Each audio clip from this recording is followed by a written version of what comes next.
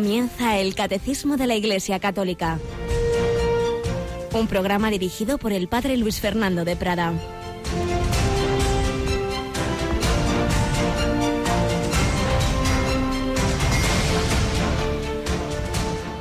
Los que reciben la semilla en buena tierra, escuchan la palabra, la aceptan y dan una cosecha del 30 o del 60 o del 100 por uno. Alabados sean Jesús, María y José. Muy buenos días, queridísima familia de Radio María, en este 24 de enero de 2018, un día que nunca más se repetirá en la historia, único y irrepetible, un día que Dios nos regala tras la noche, un día para hacer el bien, para amar a Dios, para hacer el bien al prójimo, para hacer más felices a los demás, para dejar el mundo mejor de como lo encontramos. Un día que hay que aprovechar, un día para recibir la palabra de Dios, como nos dice el Evangelio de hoy. Un día también para rezar, especialmente, por supuesto, estamos en el penúltimo día del octavario de oración por la unidad de los cristianos, pero también por los periodistas. San Francisco de Sales, patrono de los comunicadores, porque inauguró un estilo de comunicación que no se había dado hasta entonces, de pequeñas hojitas que echaban por debajo de las puertas de los habitantes de la ciudad que se estaba pasando al calvinismo, y trataba determinados puntos de la fe, pero de una manera breve y sencilla. Normalmente pues estábamos acostumbrados a los grandes libros, y empieza esta época moderna en la que es tan importante también la comunicación breve. Unos siglos después llegaríamos a esos poquitos caracteres que permiten las redes sociales. San Francisco de Sales. Pero también hoy es un día muy especial por otro motivo. Nos acompaña Cristina Rubio. Buenos días, Cristina. Buenos días, padre. He oído por ahí un reloj un poco raro. ¿Por qué no nos lo pones a todos a estas horas? Porque lo he oído eso de las 7 de la mañana. Seguro que había oyentes que no tenían la radio todavía conectada. Así que si te parece, lo escuchamos ahora. Radio María cumple 19 años en España. 7.000 días contigo. Más de 150.000 horas. 10 millones de minutos. Y casi 600 millones de segundos.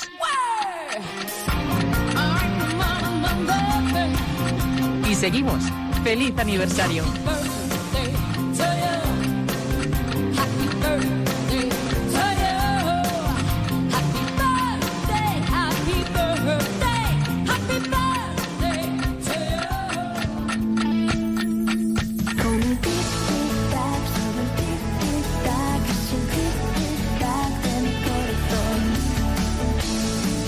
Radio María, 19 años contigo.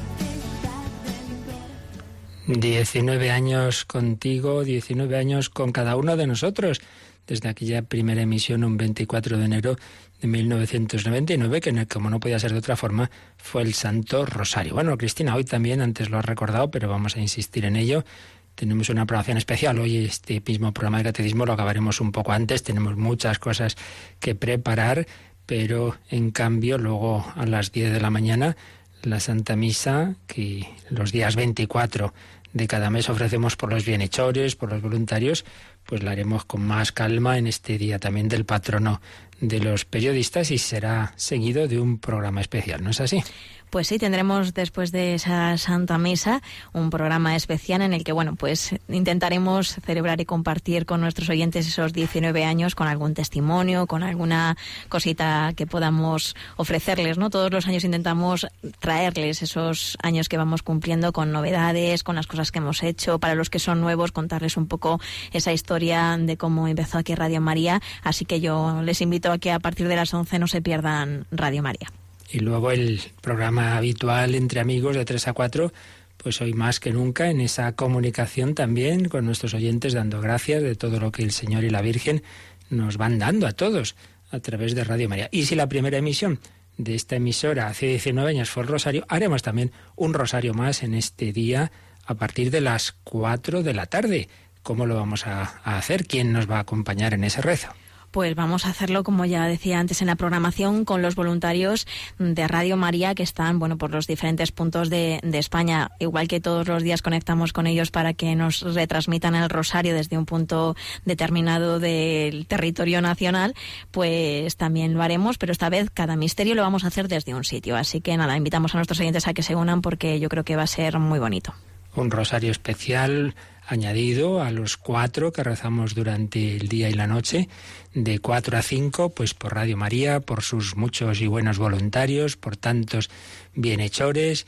También durante el día, durante los programas especiales, ya sabéis que podéis siempre hacer un regalo de cumpleaños, en este caso a Radio María, ya como, digamos, colofón de lo que ha sido la campaña de Navidad, de la que informará nuestro gerente en uno de esos programas especiales, y quien quiera pues hacer un regalito en forma de donativo, pues ya sabéis, durante el día en el 902-500-518 podéis llamar, también ahí se puede dar un testimonio que luego nuestros voluntarios nos pasarán para leerlo en cuanto tengamos ocasión, también en el correo electrónico testimonios@radiomaria.es, lo que recibamos de cómo el Señor a través de la radio actúa en vuestras vidas, pues lo iremos compartiendo.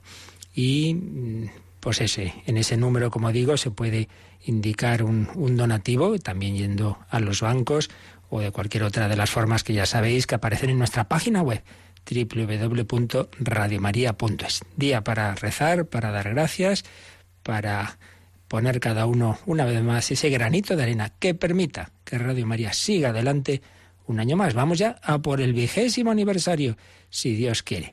Bueno, todavía no hemos llegado a los 20 años, el padre Llorente estuvo 40 en Alaska, vamos a seguir recogiendo alguna pincelada de esas bellas memorias de un misionero en Alaska, de un misionero junto a ese río Yukon, como él tituló esas memorias, esos recuerdos, esos retazos de esa su presencia para llevar el Evangelio en el Polo Norte.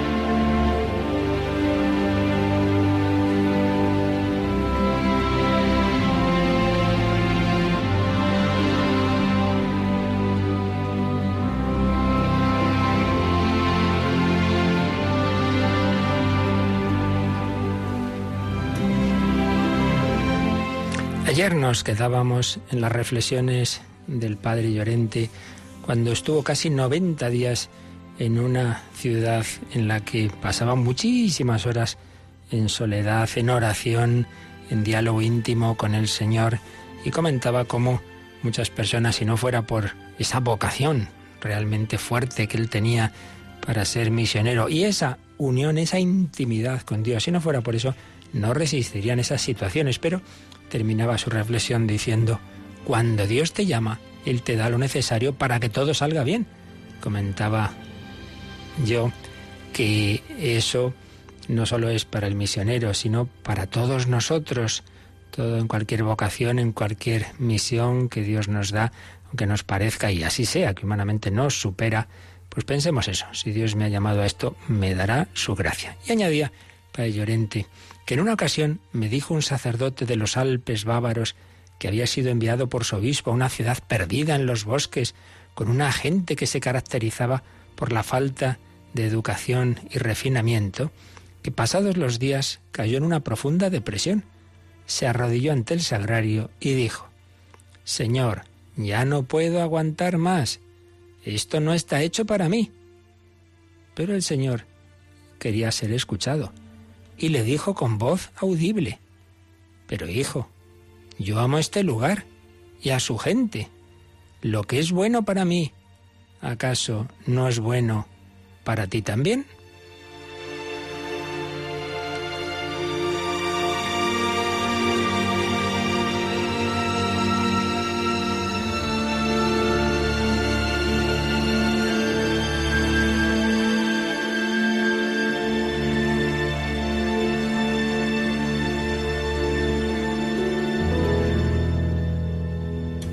Menuda respuesta. Pues sí, a veces esto es excepcional, pero a veces el Señor se comunica de esa manera tan sensible, tan audible.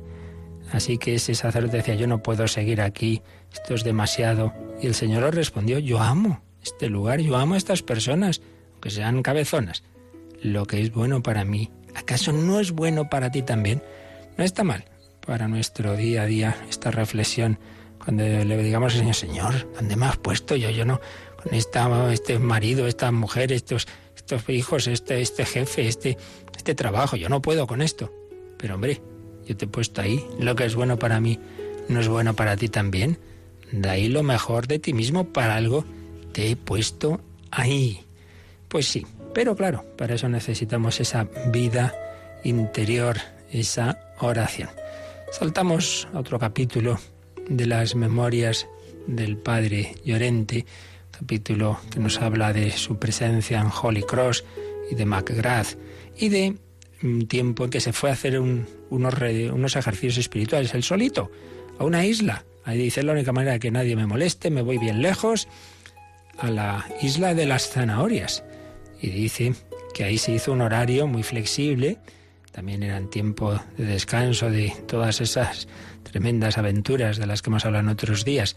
Me levantaba cuando había dormido lo suficiente, hacía un buen fuego, me lavaba en el río, hacía meditación, hasta que notaba que había tenido suficiente, sin tiempo así fijo, sino buen tiempo largo de oración, misa y acción de gracias, desayuno, rezar el breviario, cortar leña, lecturas espirituales, de nuevo meditación, un paseo por el bosque, un par de zanahorias con pan y agua del río, la siesta, seguir rezando el breviario, el rosario, lecturas espirituales, a la playa. Esto significaba que tenía que pasar un tiempo considerable hollando el camino en la arena mojada entre el río y la orilla.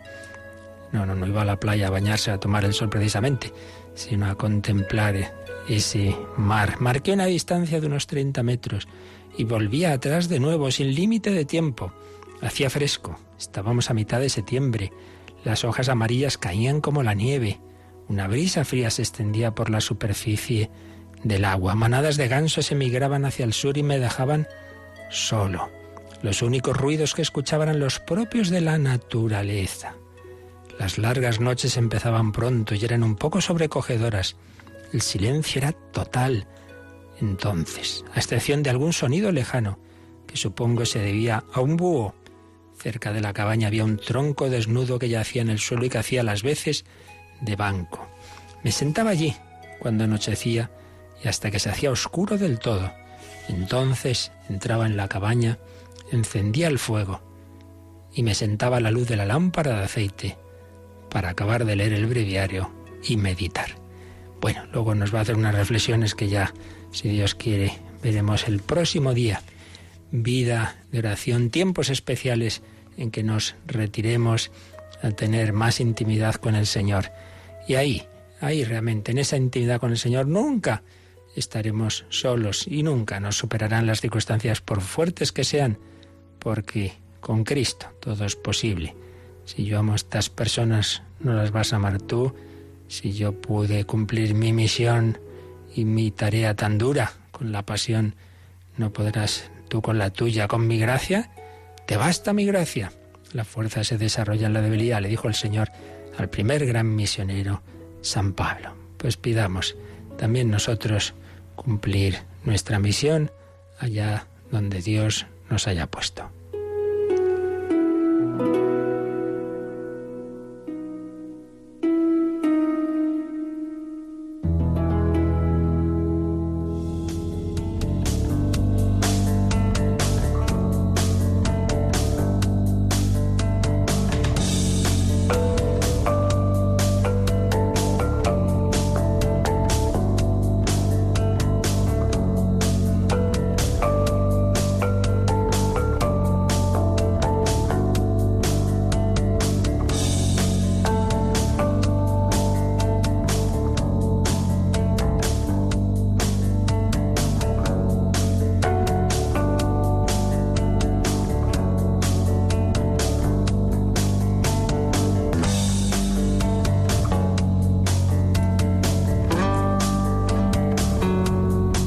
Llamados a dar testimonio en la vida de la Iglesia, llamados a seguir a Cristo en Iglesia, y es lo que estamos viendo tras haber visto los 3 artículos, los tres, mejor dicho, apartados del credo relativos a las tres divinas personas. Creo en Dios Padre y la creación, creo en Dios Hijo, la encarnación y redención, creo en el Espíritu Santo. Pues ahora unido al Espíritu Santo las obras que especialmente se atribuyen al Espíritu Santo, comenzando por la Iglesia. Creo en la Santa Iglesia Católica. Vimos 3 primeros números de introducción a este artículo 9 del credo, y ahora estamos ya con la Iglesia en el designio de Dios y concretamente con los nombres y las imágenes de la Iglesia. Vimos, resumiendo lo que hemos tratado en los días anteriores, por un lado, 2 nombres de Iglesia. Eclesia, que viene del griego ekalein, llamar fuera, significa convocación, porque es una asamblea que la forma Dios, convocación, vocación, llamada de Dios. No nos reunimos por iniciativa propia, sino llamados por Él. Yo y tú, con vocación. Todos estamos llamados, todos estamos convocados y todos nos encontramos aquí llamados por Él. Entonces, este es el nombre que ya en el texto griego del Antiguo Testamento traduce a la palabra Cajal, la asamblea que Dios mismo formó con el pueblo de Israel, particularmente en momentos como la alianza del Sinaí. Bueno, pues ahora la Iglesia se considera, ya en el Nuevo Testamento, sucesora de ese pueblo de Dios. Se llama a sí misma así, Iglesia, asamblea convocada por Dios. Por eso nos decía el número 751, que dándose a sí misma el nombre de Iglesia, la primera comunidad cristiana se reconocía heredera de aquella asamblea que Dios había formado con Israel en el desierto. Pero luego está también otro término, Kyriake, del que derivan palabras modernas como la inglesa church o Kirche en alemán. Entonces esa viene de Kyriake, como digo, que significa la que pertenece al Señor. Estamos llamados por el Señor y pertenecemos al Señor. Y luego empezamos a ver también, ya en el número 752, con el que nos quedamos, que esa convocación, esa palabra Iglesia, tiene 3 aplicaciones o 3 significaciones que son acumulables, son inseparables, no son contrapuestas. Por un lado, y en primer lugar, esa asamblea litúrgica. Dios llamó a Israel a un momento de estar en presencia suya para digamos, firmar, por hablar de alguna forma, la alianza con Él. Bueno, pues hoy nos llama en la renovación de la nueva alianza, particularmente en la Santa Misa, la Eucaristía, sangre de la alianza nueva y eterna. En primer lugar, la Iglesia es esa asamblea litúrgica. Nos reunimos no para hacer no sé qué cosa, sino para, ante todo, orar, para dar culto a Dios, para estar en su presencia, para renovar y esa entrega que Cristo nos hace de la gracia fruto de su redención. Por tanto, en primer lugar, la Iglesia como asamblea litúrgica, como asamblea cultual. En segundo lugar, como comunidad local. La Iglesia presente aquí, en Madrid, en Bilbao o en San Sebastián, me da igual. Es la Iglesia, es la Iglesia que peregrina en este lugar, en esta diócesis. Pero en tercer lugar, la Iglesia universal, porque es la misma Iglesia, la que está en Nueva York, la que está en África, la que está en Asia, es la Iglesia católica, universal. Por tanto, 3 significados absolutamente unidos e inseparables. La Iglesia asamblea litúrgica, la Iglesia que peregrina en este punto, en este pueblo, en esta ciudad, en esta diócesis, y la Iglesia universal, la Iglesia de todos los creyentes, bajo los sucesores de los apóstoles, los obispos, y el sucesor de Pedro, el Papa. La Iglesia es el pueblo de Dios, ese pueblo que Dios reúne en el mundo entero. Vamos a releer, que nos quedábamos a mitad de la explicación, este número 752, donde aparecen estos 3 significados de la palabra Iglesia. Cristina, 752. En el lenguaje cristiano, la palabra Iglesia designa no solo la asamblea litúrgica, sino también la comunidad local o toda la comunidad universal de los creyentes. Estas 3 significaciones son inseparables del hecho. La Iglesia es el pueblo de Dios que Dios reúne en el mundo entero. La Iglesia de Dios existe en las comunidades locales y se realiza como asamblea litúrgica, sobre todo eucarística. La Iglesia vive de la palabra y del cuerpo de Cristo, y de esta manera viene a ser ella misma cuerpo de Cristo. Como veis, en primer lugar, ha insistido en la idea que yo os decía antes, esas tres significaciones inseparables. La Iglesia es el pueblo que Dios reúne en el mundo entero. Y es que esa Iglesia universal, esa Iglesia de Dios, existe en las comunidades locales y se realiza como asamblea litúrgica. ¿Veis? En esta frase están los tres significados. La Iglesia universal, la única Iglesia de Dios, católica, existe en comunidades locales. La Iglesia universal está aquí, está en este pueblecito donde estamos ahora rezando, en esta comunidad. Y se realiza especialmente como asamblea litúrgica, está presente en esta misa que estamos ahora celebrando. Y esa Iglesia vive, como se alimenta de la palabra y del cuerpo de Cristo. Y entonces, al recibir la palabra, al recibir la semilla de la palabra de Dios, y esa semilla se ha hecho grano que ha caído en tierra y ha muerto, y es Cristo resucitado, ha muerto y ha resucitado, y está presente especialmente en la Eucaristía, al recibir la palabra y el cuerpo eucarístico de Cristo, nos convertimos también en cuerpo de Cristo. Tú y yo y el otro y el que comulga en Asia y en África, todos recibimos el mismo cuerpo de Cristo y nos vamos siendo asimilados a ese cuerpo de Cristo. Ya decía San Agustín que si nosotros al comer asimilamos los alimentos, en cambio con la Eucaristía es al revés, es el Señor Jesús el que nos asimila a Él. Si comulgamos bien, nos vamos pareciendo a Él. Nuestra vida, nuestro corazón cada vez va siendo más semejante al de Cristo. Entonces, pues claro, tanto cuanto vayamos avanzando en la vida de unión con Dios, también vamos uniéndonos más entre nosotros porque vamos formando el único cuerpo de Cristo. Cuerpo de Cristo eucarístico se convierte en el cuerpo místico. Entonces ves a esa persona, eso que se cuenta, que dijo San Vicente de Paúl, al conocer a San Francisco de Sales.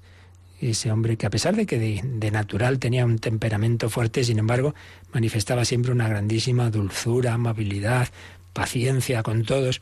Entonces San Vicente de Paúl dijo, si Francisco de Sales es tan bueno, ¿cómo nos lo será Dios? Qué bueno no será Dios nuestro Señor. Veía a Dios, veía el corazón de Jesús en Francisco de Sales. Eso debería ser con todos nosotros, porque ya estemos tan unidos a Cristo que los demás digan, uy, ¿y este? Porque es así, tan bueno, tan amable, tan paciente, que perdona, que tan alegre, que quien me mire te vea. Es el lema tan bonito de esa jovencita que se hizo religiosa y murió muy joven, Teresita González Quevedo, que ya aplicaba a la Virgen María, que quien me mire a mí te vea a ti, Madre. Pues quien nos vea, vea a Cristo, vea a María. La Iglesia viene a ser ella misma cuerpo de Cristo. Pues bien, cuando nos ha dicho al principio de este número 752 que tiene esos tres, la palabra Iglesia, esas tres denominaciones complementarias, y nos ha ido poniendo una serie de citas. Vamos a leerla, si no todas, casi todas, para entender mejor lo que nos dice aquí el Catecismo. Primer significado de Iglesia, la asamblea litúrgica.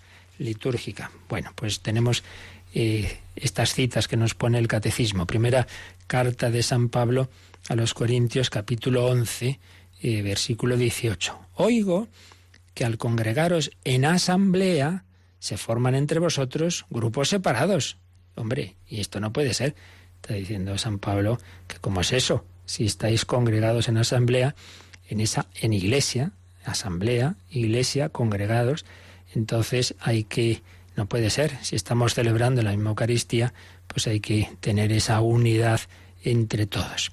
También en esa misma carta, pero en el capítulo 14, dice San Pablo, gracias a Dios, hablo en lenguas más que todos vosotros. Había ahí de los corintios algunos que insistían mucho en los distintos carismas, como el carisma de lenguas. Dice, bueno, muy bien, si carismas yo también tengo, pero en una asamblea litúrgica, prefiero hablar 5 palabras inteligibles para instruir también a los otros, que no 10.000 por el don de lenguas. Recordemos que es en esa misma carta, capítulo 13, donde San Pablo dice que Dios da muchos carismas, pero que lo más importante es la caridad. Es donde viene el famoso himno de la caridad. Entonces, estamos ahí en esa asamblea litúrgica. Mira, pues sobre todo pide a Dios esa caridad, que lo que digas pueda ayudar a otros.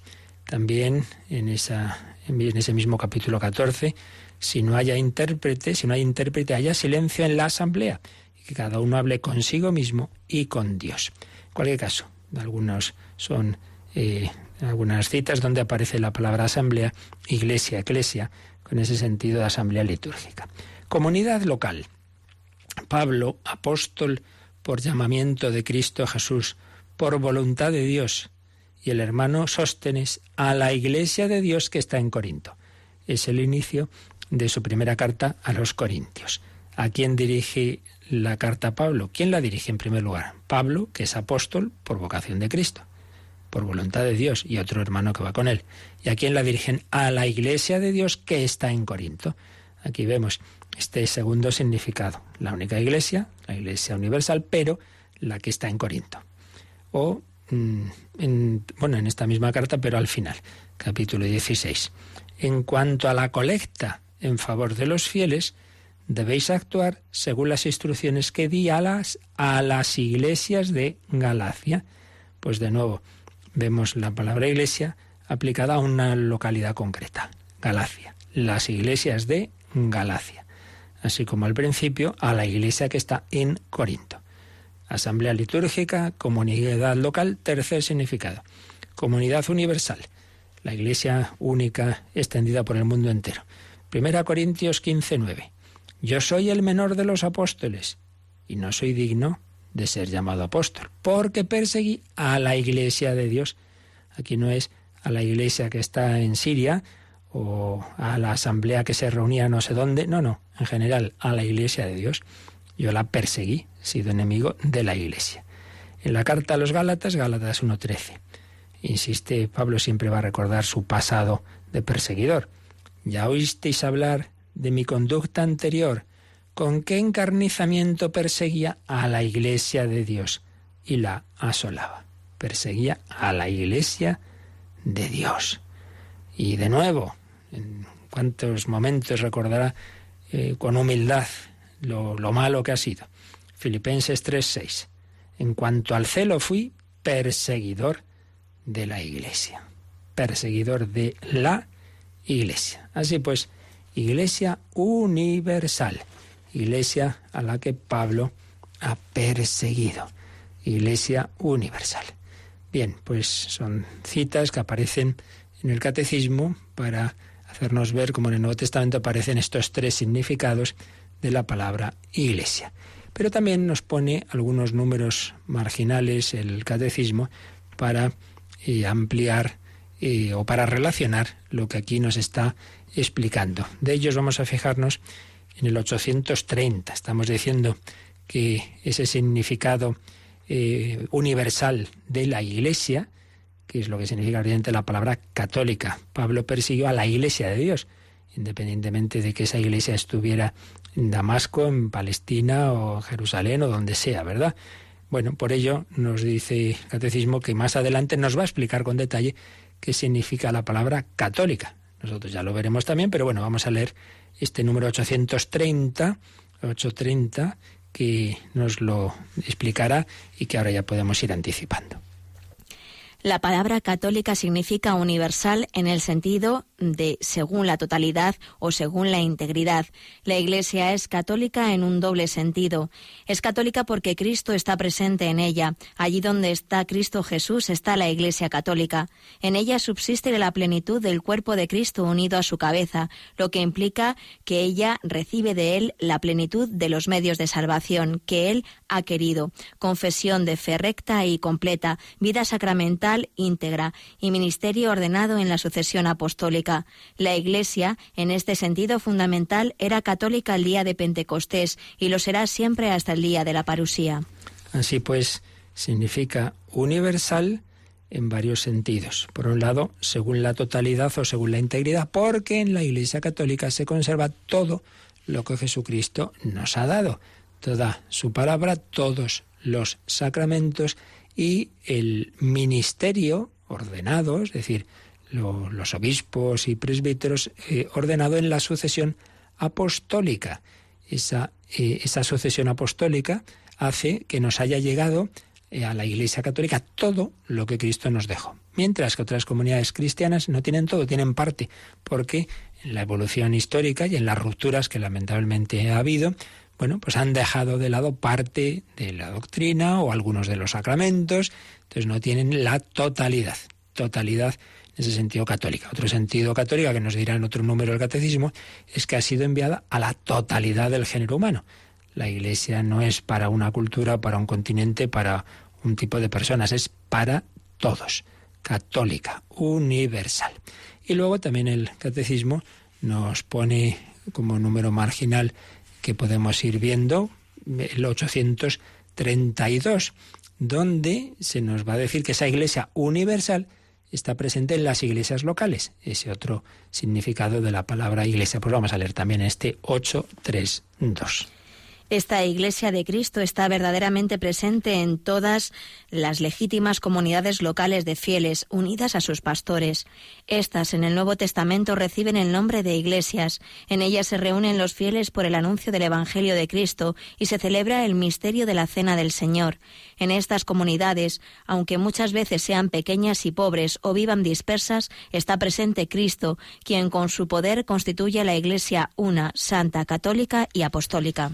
Realmente este número del catecismo es una cita, todo él, de la Constitución fundamental del Vaticano II, precisamente la Constitución dogmática sobre la Iglesia, la Lumen Gentium, el número 26. Bueno, pues aquí vemos cómo aparecen los tres significados de la palabra Iglesia. Iglesia universal que está presente en las comunidades locales de fieles.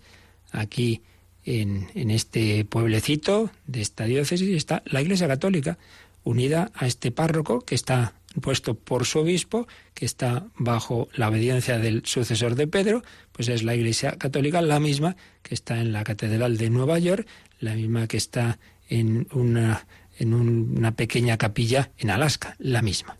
La Iglesia Católica, la Iglesia local, y en las iglesias locales los fieles se reúnen y se celebra el misterio de la Cena del Señor, asamblea litúrgica. Estas comunidades, aunque sean pequeñas y pobres, muchas veces en ellas está presente Cristo, que es de lo que se trata, y Cristo constituye a la Iglesia una santa, católica y apostólica. Pues vamos a dar gracias a Dios, porque somos miembros de este pueblo, que no es un pueblo más, es una convocatoria que nos ha hecho Jesucristo.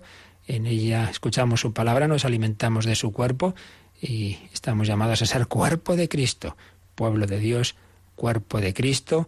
Demos gracias porque el Señor nos ha llamado, porque el buen pastor nos ha llamado a nosotros, sus ovejas.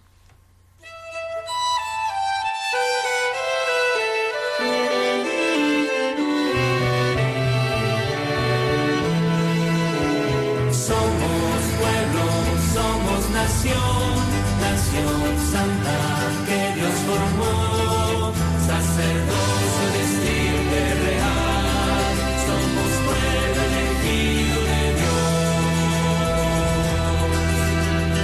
Somos pueblo, somos nación, nación santa que Dios formó, sacerdocio de estirpe real, somos pueblo elegido de Dios. Tú nos has congregado a nosotros, desde lejos tú nos has llamado, y nos diste tu amor y grabaste tus mandatos en el corazón. Somos pueblo,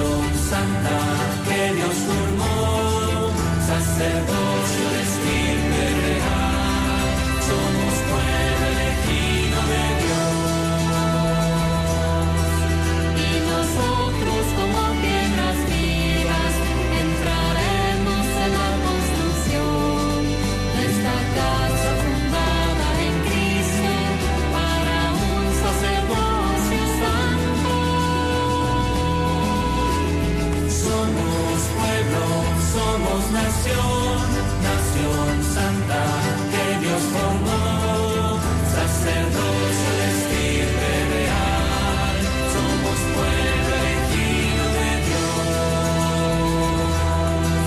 Con firmeza y tesón buscaremos encarnar tu llamado en nosotros y pondremos empeño y amor en vivir tu enseñanza fielmente. Somos pueblo, somos nación, nación santa que Dios formó, sacerdocio de estirpe real, somos pueblo elegido de Dios. Somos pueblo, somos nación, nación santa que Dios formó, sacerdocio de estirpe real, somos pueblo elegido de Dios.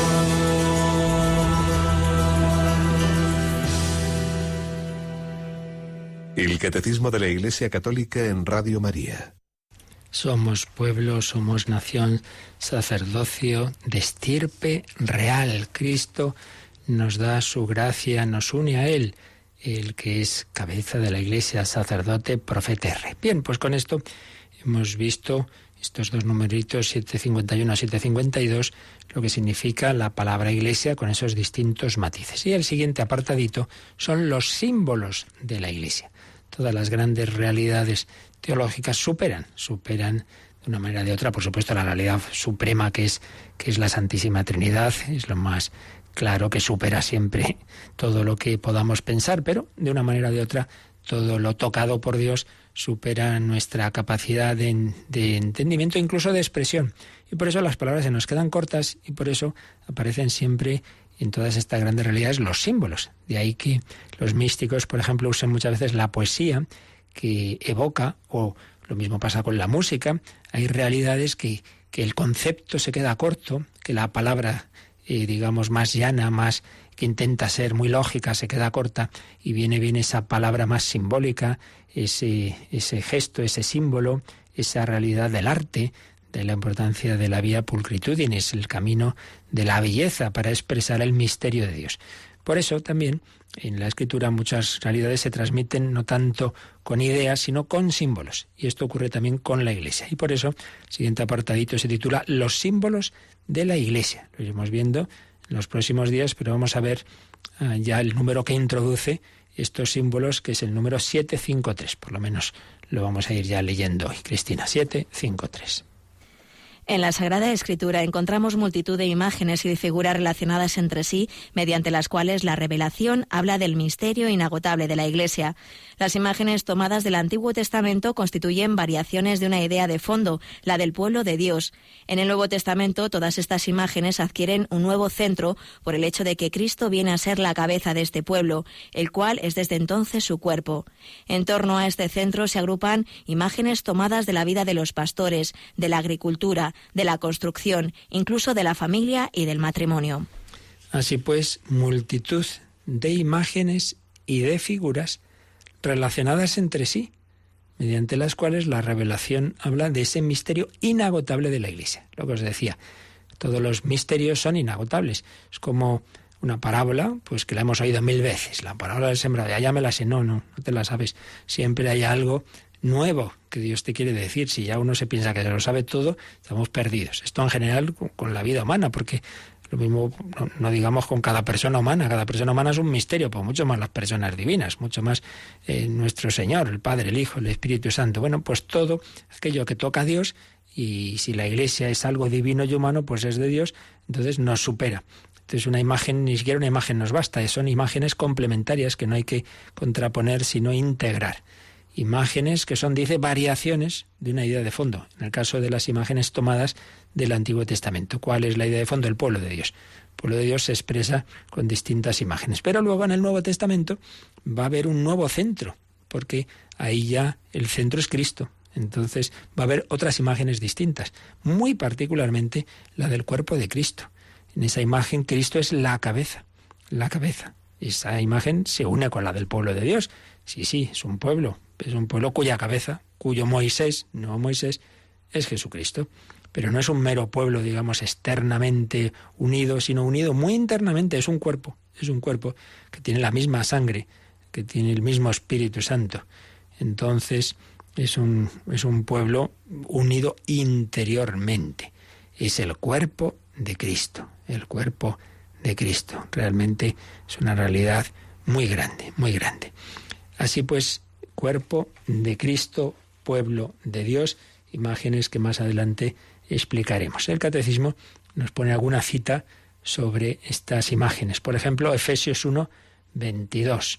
Dice que el Padre puso bajo los pies de Cristo todas las cosas y lo dio por cabeza suprema a la Iglesia, que es su cuerpo, la plenitud del que lo llena todo en todo. La Iglesia es el cuerpo de Cristo y su cabeza suprema es Él. Cabeza suprema de la Iglesia, que es su cuerpo, la plenitud del que lo llena todo en todo. Cristo llena todo. Es el Dios hecho hombre y prolonga la encarnación, por así decir, en la Iglesia. Y en la carta a los Colosenses 1:18-20, dice también de Cristo: Él es la cabeza del cuerpo de la Iglesia. Él es la cabeza del cuerpo, que es la Iglesia. Él, que es el principio, es el principio de todo, es eterno, el primogénito de entre los muertos, también es el primero en el orden de la resurrección, el primero que ha resucitado a la vida nueva. No es la resurrección a la vida anterior, como es el caso de Lázaro o la hija de Jairo, no. La resurrección gloriosa que inaugura lo que será la gloria del cielo. Él es el primero, es el primogénito de entre los muertos. Él es la cabeza del cuerpo, Él que es el principio, el primogénito de entre los muertos, para que si Él tenga la primacía en todo, es el primero en cuanto, por un lado, su naturaleza divina es eterna, pero también que en cuanto a hombres, esa humanidad, ese cuerpo y alma, digamos, en el orden de la intención, es la primera criatura de Dios. Dios ha creado todo en orden a ese centro. Criatura en la parte humana, ya entendemos que la persona divina no es criatura, es eterna. Pero en cuanto a esa humanidad, ese cuerpo y alma creados para esa encarnación en el seno de María, pues es el centro de la creación, como dice San Pablo en varios lugares, para que así Él tenga primacía en todo, pues en Él tuvo a bien residir toda la plenitud, toda la divinidad reside en esa humanidad de Cristo, y por Él reconciliar todas las cosas consigo. Bueno, seguiremos explicando esto mañana si Dios quiere. Hoy lo dejamos, como os decía, hoy hacemos un poquito más corto el programa, tenemos que preparar bastantes cosas porque, como os digo, os hemos recordado al principio, hoy día especial, cumpleaños de la radio, y enseguida a las 10 de la mañana tenemos esa Santa Misa desde nuestra capillita que ofreceremos por todos vosotros, especialmente voluntarios y bienhechores de Radio María, y luego programa especial y otro programa especial a las 3 y rosario que rezaremos en directo con nuestros voluntarios a las 4 de la tarde. Pedimos al Señor que nos bendiga en este día, en este inicio del año 20 de misiones, de 19 camino del 20 de misiones de Radio María en España. La bendición de Dios Todopoderoso, Padre, Hijo y Espíritu Santo, descienda sobre vosotros. Alabado sea Jesucristo.